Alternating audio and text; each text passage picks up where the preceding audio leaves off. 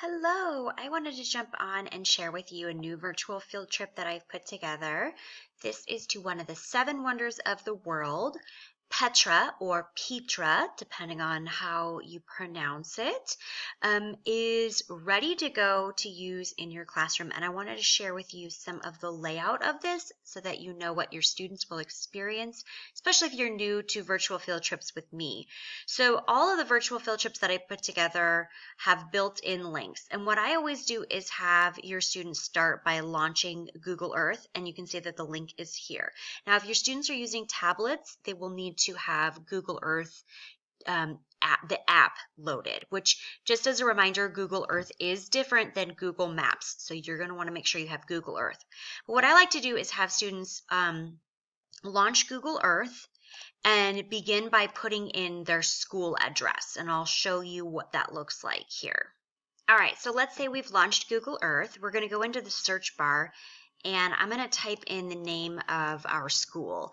So I'm just going to put in, let's say, Sheridan Elementary. I'm just going to come up with one here. How about this one here? Okay.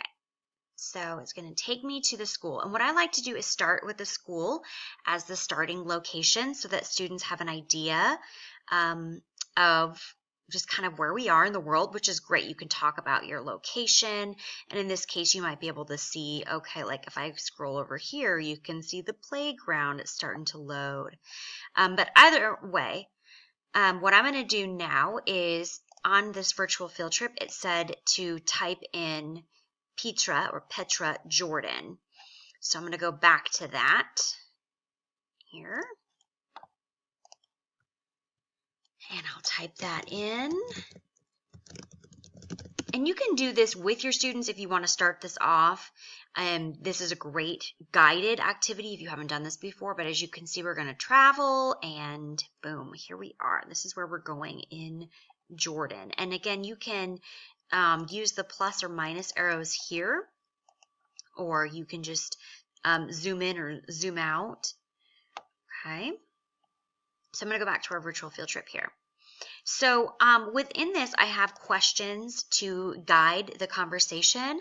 So what do you know about Petra? What questions do you have, or what are you wondering? And hopefully some of those questions will get answered as you go through the trip. But I really tried to break this down for you so that all of the content is in one place. There are some short video links that I've included in here to YouTube, so you'll want to make sure you have access to that.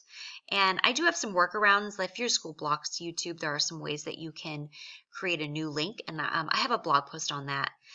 But in here, I also have a few map skills. These are drag and drop. So essentially, you would just drag this little star right here onto the map. Let's see. And then there are different ones that you can look around. So when you click on this link, it will actually pull up Google Earth. I went ahead and just had this ready to go so you can see. But when you click it, it's actually going to allow you, in this case, to look around. I'm just using my mouse to pan around, but you can actually just go inside here and take a look around. And these little arrows allow you, if you click on this, allow you to come back out. And so students love exploring with this. It definitely allows students to take some ownership in their learning, to take time to look around, maybe pique their interest. The thing with history is the more that we can just bring it to life, the more powerful it's going to be. I mean, I hate that students find social studies boring. And I'm one that found social studies boring myself. You know, it wasn't until I really had teachers that made connections or helped me make connections that I really took an interest in it. So we can do that with virtual field trips. So I'm going to go back, just show you some of the other things. There are questions throughout. These are editable, so if you want to change them. But what I've tried to do is have questions that focus on historical thinking skills, really, again, making those connections. So in this case, like, describe what you've seen so far on this virtual field trip. Use at least 3 adjectives in your description. Now, here's the thing.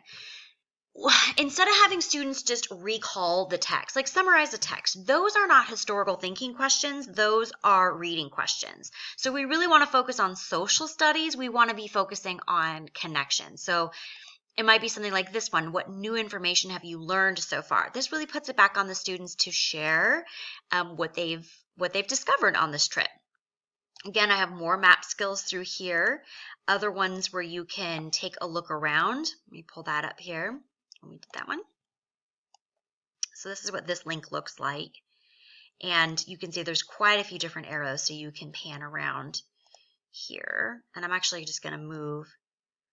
But yeah, this is just, when you look at the rock face and how close you can even get just on this side, isn't this just, wow. Pretty incredible when you look down and look around. Pretty amazing. So going back, there are questions throughout. There's different, you're basically moving from one end, you're going from the eastern side and going through this map. And so you're making stops along the way. So if we're at the amphitheater, I do have a little link for that one. Let me see if I can find it. Oh, it's right here. So this is what the amphitheater looks like. Again, you can pan up and around. You can use these little arrows here to click. Now, if you were on an iPad, you would just use your finger and you would just pan around, kind of like if you're on your phone, you know, and you're panning around or zooming in on photos. You would do the same thing. So again, you can see all these different angles. This is so powerful when you think about maybe one picture you might have in a textbook to where you can actually explore all of this. Again, so you're just moving through. All the content is there. I'm just going to take you to some of the reflection at the end. Asks your students to go back to the questions at the start of the virtual field trip to see what answers they found, and then what new questions did this virtual field trip raise, which is great. So if you want to continue the discussion, if you want to have your students do more research, that kind of opens up the door for a little bit of that. So this trip is all done. It's ready to go. You can take your students to one of the 7 wonders of the world and really have an interactive experience. So I'll put the link so you can check this out.